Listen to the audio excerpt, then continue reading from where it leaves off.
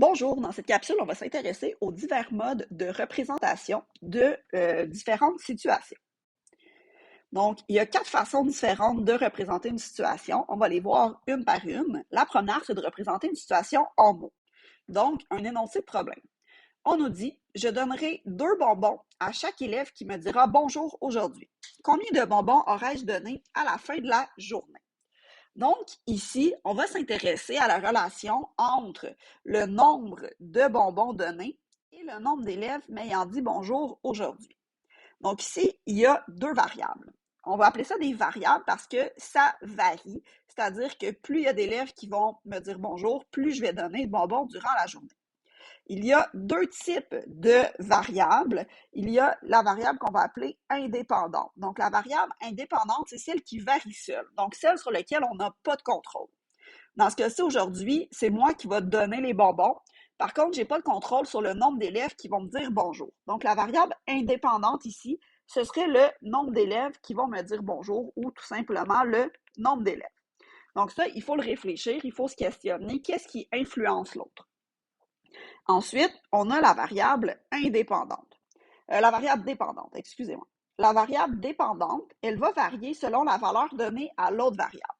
Donc, à partir du moment où je sais combien d'élèves m'ont dit bonjour, mais je vais être capable de déterminer le nombre de bonbons donnés. Je vais donc dire que le nombre de bonbons donnés est la variable dépendante. Donc, dans chaque situation, on aura toujours une variable dépendante et indépendante. Et pour déterminer laquelle est représentée par quoi, il faut vraiment se questionner sur laquelle des 2 variables va varier seule, donc sur laquelle on n'a pas d'influence, et laquelle des variables qui va être la dépendante, on va être capable de la calculer pour avoir l'information. Donc, dans notre situation en mots, on va toujours être capable de déterminer laquelle est la dépendante et l'indépendante. Ensuite, on peut représenter la situation par une table de valeurs. Donc, une table de valeurs, c'est un tableau dans lequel on va mettre les informations. Donc, on va toujours être très précis, c'est-à-dire qu'on va mettre un titre. Ensuite, dans notre table des valeurs, on va toujours dire chaque ligne ou chaque colonne représente quoi. Et ensuite, on va aller mettre des exemples. Donc, ici, on nous dit, ben, s'il y a un élève qui me dit bonjour, je vais avoir donné 2 bonbons. Ensuite, ben, s'il y a 2 élèves qui me disent bonjour, ben, à 2 bonbons par élève, ça va me faire 4 élèves qui vont, ça va être 4 bonbons donnés. Ensuite, il y a des espaces vides. Donc là, c'est à vous de déterminer combien de personnes, donc combien d'élèves ici vont être considérés. Donc, je pourrais continuer 3, 4, mais ce n'est pas nécessaire. Je pourrais mettre 5 et 20, par exemple. Donc, si j'ai 5 élèves qui me disent bonjour, ben 2 bonbons chaque, ça va dire 10 bonbons donnés au total. Ici, il y a 20 élèves qui me disent bonjour, 20 fois 2 bonbons chaque, ça va me faire 40 élèves au total. Donc, la table des valeurs, elle va toujours comporter un titre. Donc, ici, dans notre situation, on avait notre titre au-dessus de notre table. Les variables vont toujours être identifiées, incluant les unités de mesure entre parenthèses. La première rangée va toujours représenter la variable indépendante qu'on va représenter par la variable X. On va voir ça dans quelques instants avec le graphique. Et la deuxième rangée va toujours représenter la variable dépendante. Donc, c'est logique, celle qui est après, c'est celle qu'on calcule. Et donc, ben, c'est ce qu'on vient de dire, la variable X va toujours représenter l'élément de la situation qu'on définit initialement, et la Y, c'est celle qui va être définie par la variable X, donc qu'on va calculer. Par la suite, on va pouvoir représenter notre situation graphiquement.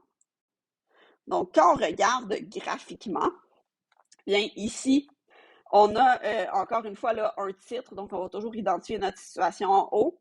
Nombre de bonbons donnés au total selon le nombre d'élèves qui m'ont dit bonjour aujourd'hui.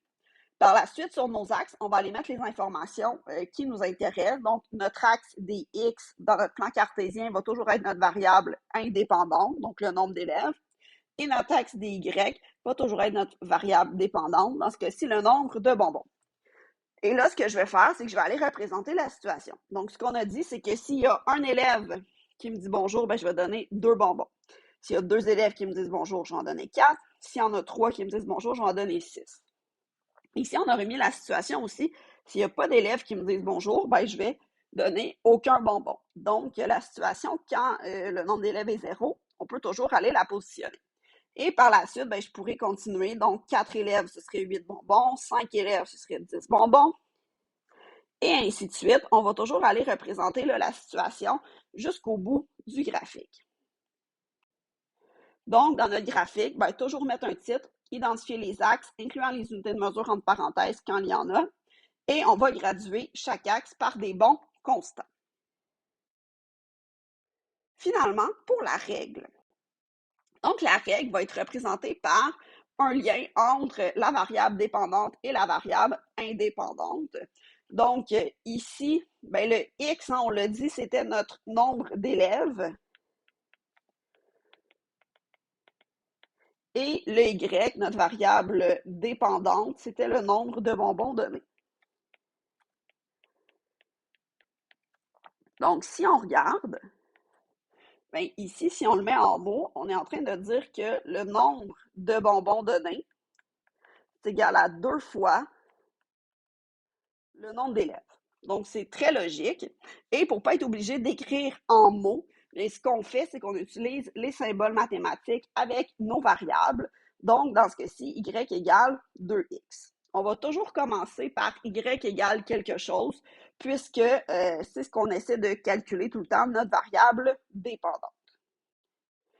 Donc, ça va être important avec notre règle de toujours identifier les variables en contexte, puis toujours écrire notre règle sous la forme y égale quelque chose. Merci.